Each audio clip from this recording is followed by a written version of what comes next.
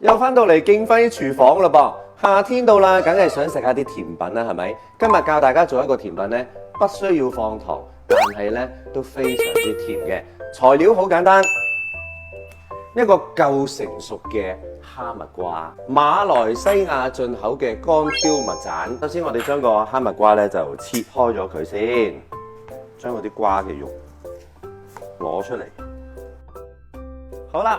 泡好咗嘅燕窩再燉好咗之後呢，就已經擺咗個兜度啦。跟住我哋就可以將我哋呢一個嘅哈密瓜擺落我哋呢一個嘅小型攪拌機。哇！咁快你就得到一個哈密瓜嘅汁，將呢個哈密瓜嘅汁我哋倒翻落嚟佢呢一個殼嘅入邊。燉好咗嘅燕窩呢，就可以擺落嚟我哋呢一個甜品上面。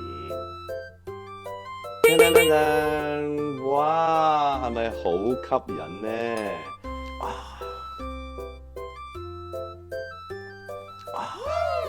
夏天食真係好正，又方便又易整，有手就可以做到㗎喇。